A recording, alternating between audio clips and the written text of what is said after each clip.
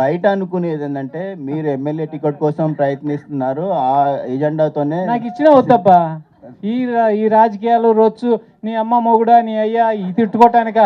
ఇంట్లో పిల్లల్ని ఆడవాళ్ళని వీధికి ఈడ్చుకునేటువంటి కుసంస్కృతి ఉన్నటువంటి అనేటువంటి ఈ రాజకీయం నాకు అవసరమా? ఎందుకు చెప్పండి? ఇవాళ ఏంటి, ఇంట్లో గౌరవంగా బతికి ఆడాలని కూడా రోడ్డు మీద తీసుకొచ్చి నానా బూతులు మాట్లాడుకునే అసెంబ్లీలో నా కుటుంబాన్ని తీసుకొచ్చి బయట వేసుకోవాల్సినంత అవసరం నాకు ఉందంటారు ఇవాళ? చెప్పండి, మీరే చెప్పండి. ఎంత దిగజారిపోయి. ఒకప్పుడు మహామహులు ఉండేవాళ్ళు.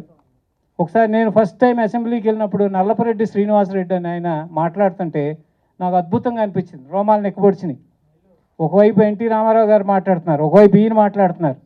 ఆ ఇద్దరు ఒకే పార్టీలో ఉన్నారు, మంత్రిగా ఉన్నారు. సో ఆ భాష, భావం అద్భుతం. అవి చూసి వాళ్ళ అబ్బాయి మాట్లాడుతున్నాడు ఇప్పుడు అసెంబ్లీలోను, వాళ్ళ సహచరులు మాట్లాడుతున్నారు. రోత, అసహ్యం. అటువంటి దాంట్లోకి నేనైతే వెళ్ళదలుచుకోలేదు.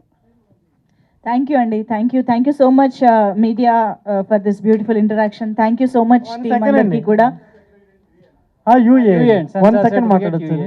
దయచేసి మీరు అందరూ మీడియా వాళ్ళందరినీ చేతులెత్తి నమస్కరిస్తున్నాను.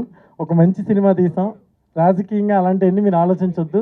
వాళ్ళ జీవితాల్లో ఎవరు ద్రోహం చేస్తే వాళ్ళే మంచితంగా ఎంకరేజ్ చేసి ఈ సినిమాను ప్రోత్సహించి అందరికీ చేరేలా చేరుస్తారని కోరుకుంటున్నాను. Thank you very much.